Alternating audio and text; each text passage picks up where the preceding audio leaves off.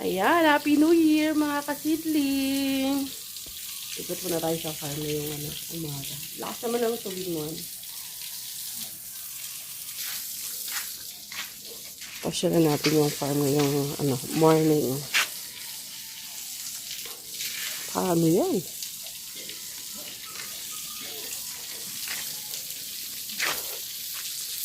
So, ayan, dito tayo ngayon sa favorite place natin. Char. Dito tayo sa experiment natin.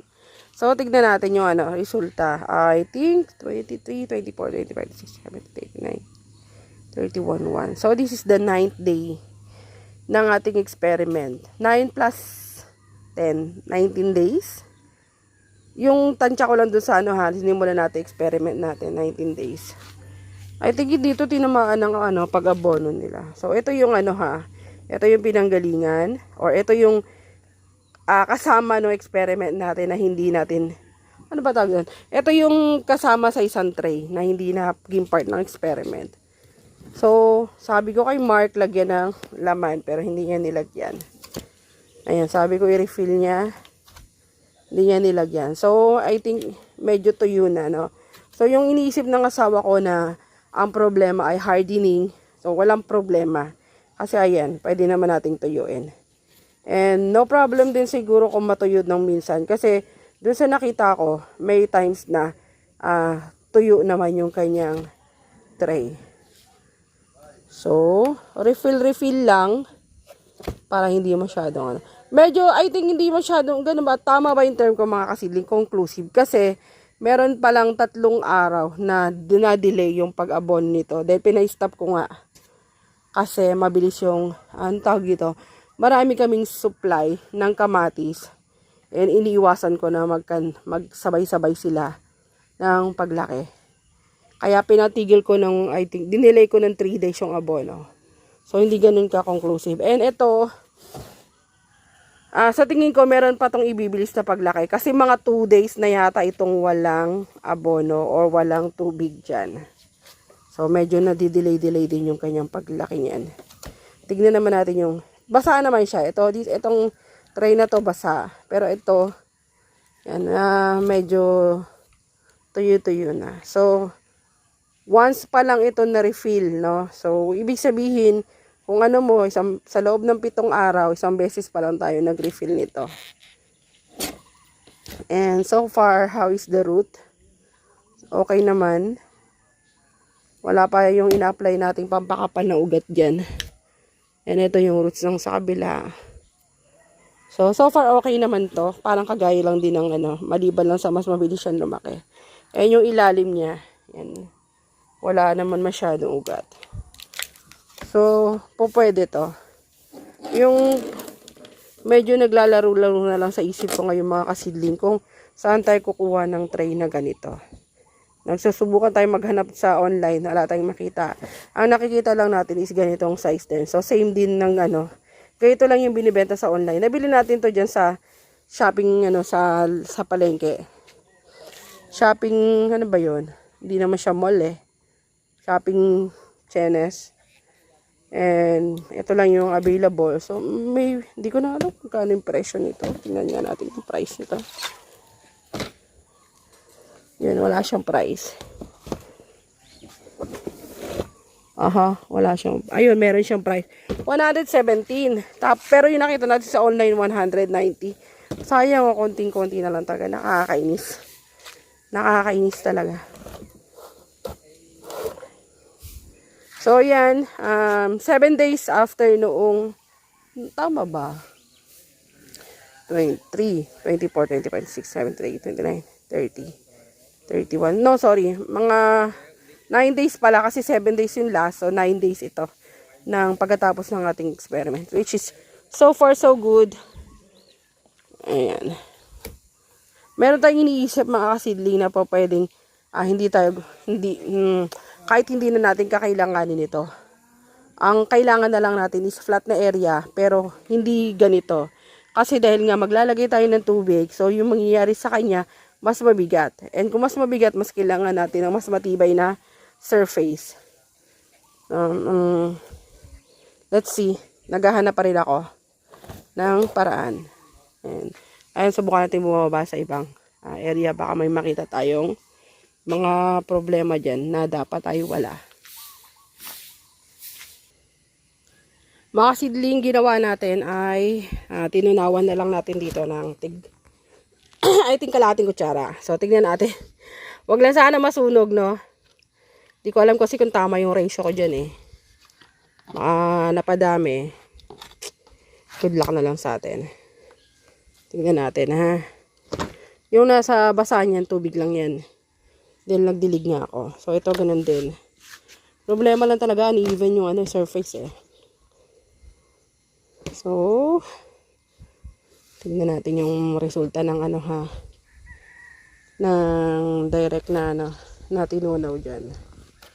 May mga buo-buo pa yung konti. And kalahating kutsara, tingnan natin kung ma-overdose. Ganda, oh. Kitang-kita yung diferensya, di ba? So, ganyan siya. Baba tayo. Tingnan natin yung punla sa baba. Mga kasidling, ang ganda talaga ng variety na to, hindi ka ba bibili? Tingnan mo nga, oh. My God. Oh, wala ka talagang effort dyan. Konti lang. Magica, no? Favorite natin na variety. Tingnan mo naman. Walang ka, wala kang halos itatrabaho. Konting-konti lang. May mga damo tayo. Ibig sabihin, hindi maganda yung pagkakaluto ng ating And so far, kahit di naman maganda yung pagkaluto niya, wala naman siyang naging sakit. Usually naman yung kokopit natin, wala talaga siyang bihirang mangyari na meron siyang nagkakasakit. Tapos depende rin kasi sa panahon yan, eh. Pero just to be sure, dahil mahirap na talaga pag nagkaroon ng problema yung na-dumping off, ay hinako. Ang laki ng lugi dyan, ang laki ng abala, ang laki ng lugi. Tapos nakaka-disappoint talaga. Ayan, ang ganda, grabe. Ang ganda ng tubo. Ayan, no, pantay. Ba't kaya ganun? Yung technology ng ng Unigen. Pantay-pantay talaga yung buto. Sa tingin ko, sinasort nila yung seeds nila, eh. And na hindi ginagawa na ibang company. Ganda, oh. Nasa variety lang din. Kahit yung mga kasidling, yung semilis natin, ang ganda. So, yung East-West, medyo, yung mga seeds nila. Palpak yung pagdating sa even ng, pagka-even ng tubo. Pero ibang company, kagaya niyan, no? Ang ganda, oh. So, pasyal tayo sa baba. Dahil nakapagdilig na nga si Andy. Hindi na siya nakatulog nung, pagkatapos ng alas 12. Ayan, silipin na rin natin, greenhouse 5 natin. Tada! Okay. So, nagawa na rin yung mga lamesa dito. Paano ko kaya? Gusto ko magpa-sample ng Meron dito isa pang hindi pa nalagyan. Gusto ko magpa-sample ng yung matibay. Meron nabibiling plastic na 1x3 ba yun? Yung pang sapin. Sa mga sa mga animals. 1x3. Maganda sana kung may 2x3. 2x3 ba? Oo. Maganda sana kung may gano'n. So, gusto ko magpa-sample. Ito, I think, ay maybe 7. 7 yung nito. 7 siguro yung. I mean, 7 feet or 8 feet siguro to. Nilakihan na nila kasi nga lumaki yung natin. Yung greenhouse natin. So, min-maximize na talaga. Kailangan talaga natin gawin yun. Mag-maximize talaga ng space. Dahil nga, wala, kulang na tayo sa sa space, eh. Para dumami yung production natin. Sayang yung kawayan, sinusunog na lang nila. Ginagamit sa pagluluto. Pag mainipin talaga yun, sinusunog. Sayang. Baba tayo. Mga pala, sorry. Sinunog pala nila yung mga salasala. Na hindi na magamit siguro. Mga old salasala. So, malapit na tayo mag-goodbye sa sampalok natin. Hindi natin naranasan magpabunga. Dahil nga, dikit-dikit sila. Kailangan talaga nito, yung may magandang pasok ng sunlight. O yung kantadya nga tawag natin dyan. Kasi sobrang ba? Walang hindi pumapasok yung sunlight dyan sa gitna. So, meron pa tayo dito ng punla. Ito ang ating greenhouse. Madamo, delikado, baka may ahas. Greenhouse, natin, tinagana natin 9. So, huling hirit dito sa 9. Yan, nagdilig na nga talaga siya. Chine-check lang natin kung tama yung pagdilig niya. So far, okay naman. Kulang na sa abono. Mula dito, tanaw na tanaw ko. Kitang-kita mo talaga yung ano, yung kahit malayo ka, kapag kabisado mo na, alam mo na eh. Itong yung area na yun, kulang siya sa ano, abono, madilaw. And compare mo dito. Tapos yun din, oh. Matigas kasi yung tubo ng ano pag kulang sa abono. Madilaw siya, tapos matigas. Yung dating. So, yan, wasak yan. Sana lang hindi umulan, yun lang talaga. Ito, halata mo kulang na to sa ano, sa abono. So, tanungin na lang natin kung kailan yung ano nila. Pero okay lang din sa kamatis. Walang problema. Mabilis lang makahabol. And minsan mas maganda nga kasi ang inaano ko nga sa kanila, wag masyadong mag-abono ng bata sa kamatis kasi napipigilan yung paglabas ng ano. Dahil nga matapang yung chemical. So may mga namamatay ganyan. Minsan nagpapaabono ako kapag totally ano na talaga. Ito lang yung problema sa kamatis, oh. Doble-doble. Sayang, mahal pa naman. And minsan pag nagmamadali ng sorting, hindi na yan hindi na yan tinatanggal. Pero pag ako yung kasama nila, medyo pilit ako natanggalin nila. Kaya lang, syempre ang mga bata may katigasan talaga ang ulo. Hindi ko magets, mahirap silang turuan. Siguro depende rin sa sa nakasanayan. Magkaiba kasi kami ng ni rules ni Andy. So pag siya yung kasama ng bata, iba yung tinuturo niya. And ganun din sa akin. So wala kaming standard talaga, which is napakahirap. Pag ako yung kasama, pinapatanggal ko to. Ito nga yung pangit kapag kulang sa abono. Makikita mo hindi ganun yung quality. Pero makakahabol to.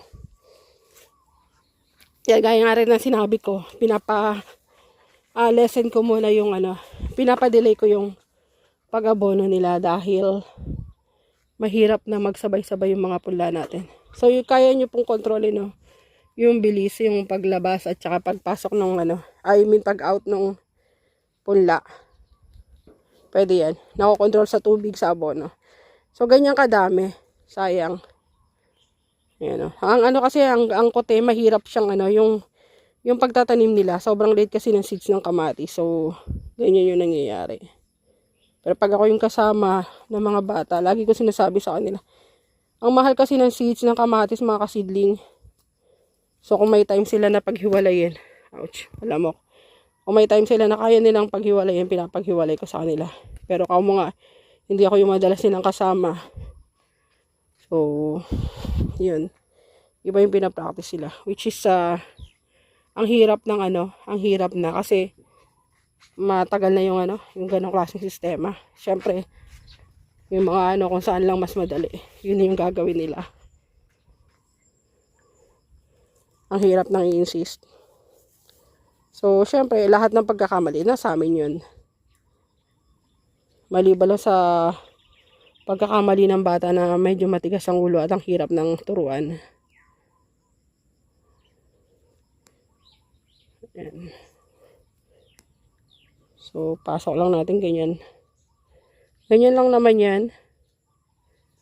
Ayan. Kung matitindor nyo na maaga, mas mainam. Kasi, nyo pa. Pero pag sobrang dami na talaga, minsan may pangapalpak na magtanim, ang tsinatsaga namin yan, bubunutin namin isa-isa yung mga doble-doble. And then, tatanim uli natin yan. Kung saan yung walang tumubo, para hindi ka na mag-extra ng tray. Tapos, nababawasan din yung area na may mga hindi tumubo. So, yung pag-sort mo, at least, bawas yung tatanggalin mo lupa. Syempre yung lupa niya itatapon na rin eh. And malaking sayang din kasi ang mahal ng niyan. Kumbaga pa yung mga ingredients. Ang mahal, especially yung mga kasidling, yung pinakamahal niya niyan, peat moss. Yung mahigit 2,000 yung isang bloke niya. And ilan lang din yung nagagawa. So dati hindi tayo naglalagay ng peat moss dahil mahal. And parang tingin natin, mayabang tayo dati. Tingin natin, kahit walang peat moss, napapaganda yung punla. Pero nung nasubukan natin gumamit ng peat moss, mga kasiling, nakita natin na mas maganda siya. mas mabilis yung ano. Tapos mas malalaki yung dahon niya. Hingal-hingal na. Kulang na talaga ako sa exercise, I swear. Yung utak mo determinado, pero yung katawan mo so tamad. Kaya gusto ko talaga umakyat uli ng bundok. Problema lang ay hindi ako pinapayagan ngayon. So, yan do. Doble-doble. Sayang. Hindi tayo pinapayagang umakyat ng bundok. Hindi ko alam kung bakit. Kasi nga, hindi ko rin alam eh. Saka na lang. Pero, gusto kong gawin for myself. Siya, baikli lang ng buhay na. Minsan, isang araw magigising ka na lang. Wala ka ng time. Nakakayak yun. Yung hindi mo magagawa yung bagay na gustong-gusto mong gawin. Hindi na masarap umakyat ng bundok, mga kasiling, nakakapagod nga eh. Pero, alam mo yung fulfillment na kapag meron kang isang bagay na gustong gawin, tapos nagawa mo. So, hindi ko rin alam kung bakit, no? Ano bang, ang hirap, mahirap umakyat ng bundok. Alam niyo yung Mount Arayat, nakyat ko na yan 3 beses, no? Ang hirap, yung Tarak Ridge sa may Sambales ba? Yung Bataan. Nakyat din natin yan. Ito ba yung mga nakyat natin? Isa pa akong bundok na nakyat eh. So, masabi ko lang, di siya masarap. Mount Pulag. So, ngayong February, akit din tayo ng Mount Pulag uli. Nakapangako na tayo sa kaibigan ko. At saka sa sarili natin. Kasi ang taba ko na talaga. Dati naman na. Pero talagang iba ngayon.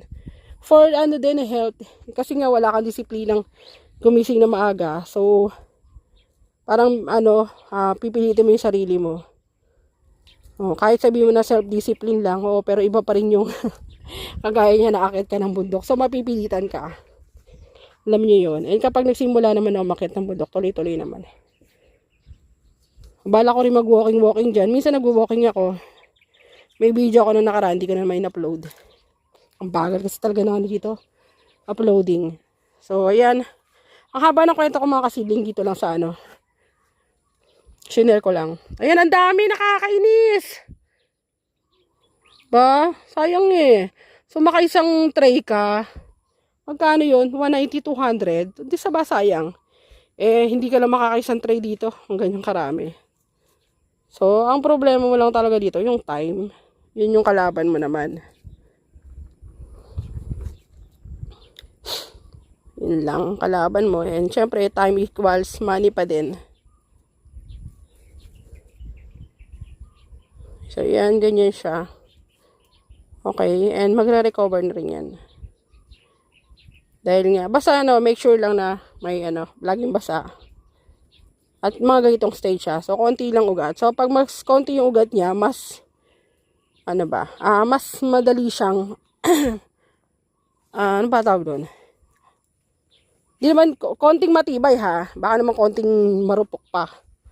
Basta matibay, kagaya niya, no? Isang hila mo lang, Pero kapag marami ng roots, pwede rin naman. Huwag lang masyado malaki. Ayan tingnan mo to, palya. So, ganun lang. Ang dami pa niya, nakakagigil. Pero magdilig muna tayo ng sili natin sa taas. Yung talbusin natin, gusto natin patanim. Kasi ang laki na kinikita natin doon mga kasidling eh. Sayang. So, hanggang ngayon hindi ko pa rin siya nagagawa. Talaga, meron akong problema talaga pagdating sa yung attention. Ano ba tawag doon? Madaling maagaw yung attention ko. Yung focus. So, pa sinasabi nila, base lang sa observation namin. Parang meron akong ADHD. Base lang sa observation ha. So, hindi pa naman yun nag-self-diagnose lang. Kasi talaga yung attention ko. Di ba madalas kong sabihin sa inyo na hindi nyo ako mapapaupo sa isang lugar? Magtetenor ako, sandali lang. Hindi ko yung tatapusin. Puro lang ako simula. Kaya iniiwasan ko na magtenor. Kahit sa ibang greenhouse, pag nakikita nyo nagtrabaho ko, ang gulo-gulo ng area. Kasi nga, yung attention ko nga, hindi mo ako mapapaupo talaga. Hindi mo yan mapapatapos sa akin ng isang trabaho. Kung may matapos ko man yan, sobrang achievement na yan. So, ganyan. naubos na yung vlog natin sa ito. So, minsan gusto kong magpa-check up kung may ADHD nga ako. Kasi related yun sa dopamine. And parang dopamine, syempre related din sa utak. And sabi nila, parang yung, hindi ako sure ha, may narinig ako na yung mga chemical na ganyan, pwede kang, not sure kung ADHD nga yun, yung magkakaroon ka ng Parkinson's disease, parang ganyan. So, siguro pag naisip na naman natin. Dahil nga, alam mo yung makakalimutin, yan, isang sign ng ADHD, yung makakalimutin. Tapos yung attention mo, madali lang maagaw. Ano pa ba? Lagi kang naghahanap ng ng achievement, ganyan. So, yun. Hindi ko masyado naaral yung science. Kaya nahirapan ako mag-explain. Pero related siya sa dopamine. And hindi mo lang basta-basta madadiagnose yung sarili mo ng ADHD ka. Maliban lang kapag meron mga psychological test. Or basta mayroon kang test na gagawin sa sa dugo mo yata. O sa brain. Kung may malapit na clinic, mayroon. Magpapa-check tayo. Kasi nga, hindi lang yan basta yung sa isip-isip na lang, parang baliwala lang. Mayroon niyang epekto sa, sa brain talaga. At sa katawan. So yun, okay naman dito. Medyo nakulangan lang sa abono. Pero, i-check ko yung schedule ng abono nila last time. Okay tayo. Tapos yung isa pa palang sign ng ADHD raw mga kasiling, yung pag-set ng priority. So, nakita mo ang daming trabaho pero alam mo kung ano yung priority mo. So, pero imbis na gawin mo kung ano yung priority mo, maghahanap ka na naman ng ibang gagawin na less priority. So, ganun ako. Ganun ako. And hindi ko makontrol. O talagang dahil nga yung attention ay wala. Yung focus wala. So, yun yung aking problema. And, nga pala maalala ko, naghahanap tayo nung, wala yung contact natin ng Sala-Sala. And, hanggang ngayon wala pa rin. Kapagawa natin yung cellphone natin, yun na lang ang tanging pag-asa. Shoutout sa sister kong nakilala ko through vlogging na napanood niya yung ating last vlog. And, nakita niya na-mention ko na, nahanap ko nga yung contact ng Sala-Sala. And, binigay niya, kaya lang sister, old number talaga yun, sis, nagpalit siya 2025 ng number. So, hindi pa rin natin siya makontak. Yung last nating ay, hihingal ako.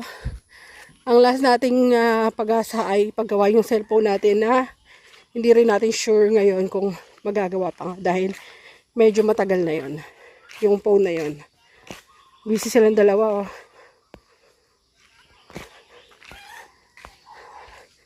Si Uncle malapit na umuwi, pabalik ng Cebu, and nanay also 2 days na lang sila.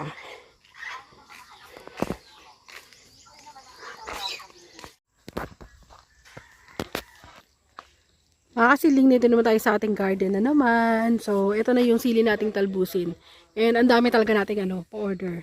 Tapos kukunti lang yung source natin. Tapos sinuud pa. So, yung palang dahilan ng ganyang kulay niya is may uod siya sa loob.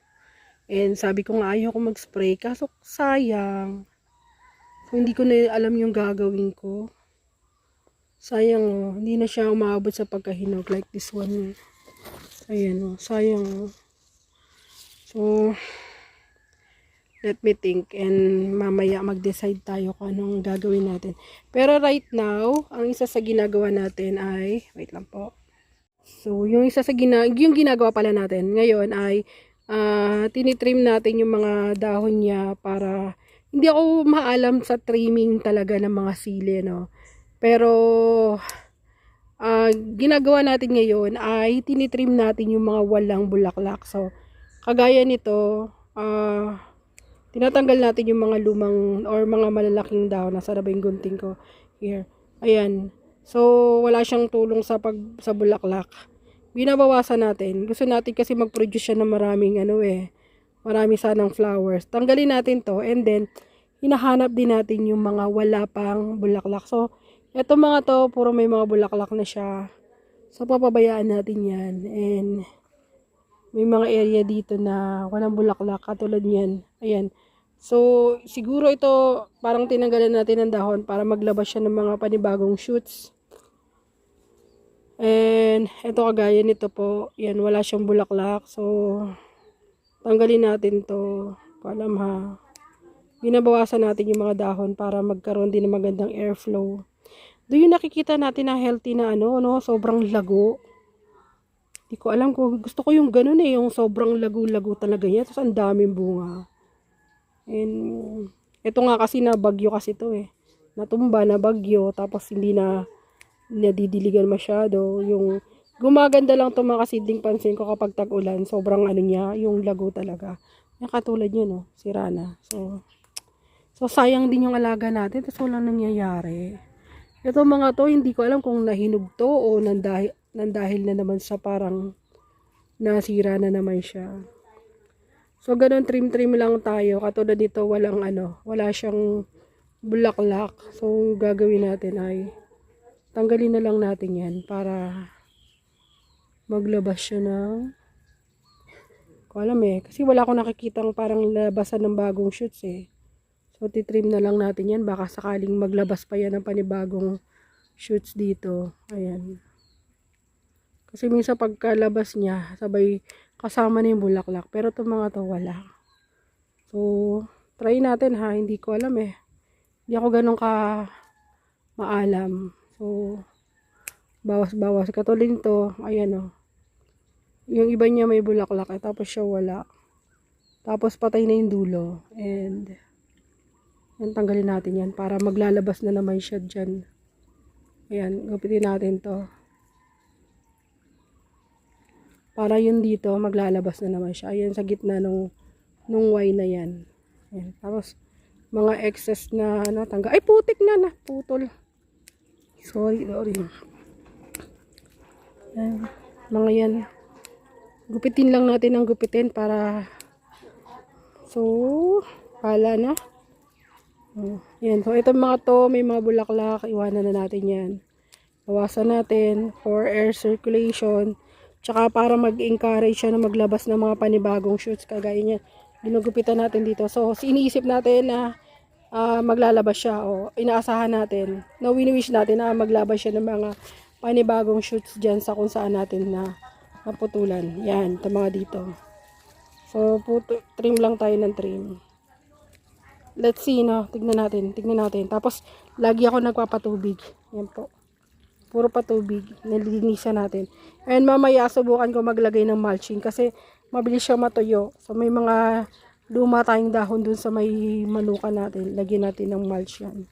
And bantayan din natin kung ano yung magiging resulta nitong ating ginagawa. Yung mga maliliit dito, tinatanggal natin, nililinis natin hanggat maaari. Yung sa ilalim, dun lang natin pinapatuloy sa bandang itaas, kagaya nito. So, para hindi na, para yung concentration ng niya is nasa taas na lang. Tignan po natin. So far naman, lumago naman siya. Ayan, basta patubig lang ako ng patubig. Unlike nung huli nating itong finiture nung pagkatapos ng bagyo na nakatumba at hindi na alagaan. Pero tag-ulan, grabe yung bunga nito mga kasidling. And nakikita natin ang daming lumalaki nito parang puno. So ganun yung balak natin gawin sa kanya. At tapos meron naman tayong inaalagaan din sa mga pots. Subukan natin yung mga nandiyan dyan. And yan yung project natin. So, ito yung garden ng sa tingin ko may ADHD. Ang daming unfinished dyan. Tapos labo-labo talaga. Ganun yung napansin ko sarili ko. Meron tayong fruit bearing trees. Meron tayong mga ewan. Kahit ako gulong-gulo na ako, unahin ko. So, self-diagnose pa lang yan. Baka pag may pagkakataon kailangan talaga natin magpa-check up. So, yan po. Ganyan muna yung gagawin ko mga kasidling. And then, antabayanan nyo po yung magiging resulta. Kung magiging effective nga itong ginagawa natin na to. Mga kasidling, birthday pala ni Bay ngayong araw. Ayan. Bilhin natin siya ng simple celebration lang. Na-blow niya na yung candle niya. Sorry. Ayan ba? Happy birthday! Happy birthday! Mag-aam-am na. Nauna yung pansit eh. Ha? Nalate tayo ng ano. Hindi natin nabutan yung pag-blow niya ng candle. Kaya na. Wow, nagpa-pizza! Nagpa-pizza si nanay. Ikaw yan, ay? Ay, sa'yo na lang. Ang kakain. Happy birthday, bye! Ayan, kain po naman na tayo ng pizza. Ito maganda. Ikaw muna. Ayan. So, dahil January 1 naman ngayon, no, chillax na muna yung kalahati natin. Ay, whole day. Ayan, magkakanta-kantahan muna tayo. So, wala naman tayong big celebration kagabi. Ang totoo niya, nagkanya-kanya kaming tulog. Sila. So, mga kasidling, yun lang muna yung vlog natin. No? Medyo, hindi tayo masyado nagtrabaho sa farm ngayon. Nakapagdalig na naman si Andy. Nakapag-abono na sila last time. And nakaikot na tayo for monitoring and checking natin. So far, so good naman. May konti na lang tayong, sabi ko nga po sa inyo, yung bentahan ng pula natin ay hanggang na lang po, January. Sana lumakas pa kasi may mga pula pa naman tayo dyan. And pinilit natin kahit paano magpuno. So sabi ko nga po, ang bentahan ng punla is hanggang by na lang po. First week ng February kung siswertein pa, naaabot doon. And so pilitin natin, baka bukas kung may papasok na tayo ng mga tauhan, magpapatanim pa tayo ng konti. Hoping na makabenta pa tayo. So after yun, medyo sa dumaan na mga araw, may mga okasyon tayo. And di natin mapigilan, may gastos. And nag-vacation pa yung mga magulang namin dito. So, talagang alam ko na medyo i-stretch natin yung ating budget. So, hoping na makabenta pa tayo. And, so tignan na lang natin kung ano gagawin. Siguro, sasamahan nyo na lang ako pangungutang na tayo niyan. No? Meron pong subscriber natin na naging kaibigan na bali willing siyang magpautang ng tray kasi supplier din po siya ng tray. So try natin po siyang i-vlog. So meron na tayo kung talagang ubusan na tayo ng budget. Merong handa magpautang sa atin sa tray. And ang problema natin yun, kailangan may stock tayo ng coco peat. So meron tayo dyan konti. 800 to 1,000 sako, pero gusto ko may buffer kasi nga ang hirap ng supply namin, Mindoro pa. So dapat may buffer tayo. Ano pa ba? Yung organic soil naman nandyan lang, pwede kami kumuha ng pa konti-konti, and never pa naman ako nakaka-experience na out of stock yun. Ang tray minsan naubusan yan, so delikado pag naubos yan. Pero sisiguraduhin natin mga kasidling na makompleto natin yung mga gamit natin kasi ang pangit naman may greenhouse tayo, wala tayong punla. Ano pa ba? Seeds, no? Yung problema. Seeds, so yung gagawin natin, siguraduhin natin na yung kahit isang batch lang, yung unang taniman lang ay makapuno tayo para meron naman tayong pambenta sa unang. Kasi yun yung pinakamabenta dyan. So yun lang, no? Tingnan natin kung paano natin gagawin yun. No? May mga kinakausap na rin tayo mautangan ngayon. Pero hindi hanggat maaari, hindi tayo utang. Hanggat maaari po tingnan natin, balitaan ko kayo kung mag-uutang tayo. May mga kinausap tayo, willing naman sila magpautang kasi alam din naman nila kung paano tayo magbayad. No? Medyo makakati yung katawan ko dyan sa utang. Hanggat maaari, bayad agad. Ayoko nang nagpapatagal ng utang. So yun mga kasidling, ang dami ko lang sinabi. Batiin ko lang kayo. Happy New Year po. And to 2026, sana maging maganda po sa atin yan. Thank you po. Relax tayo ngayon mga kasidling.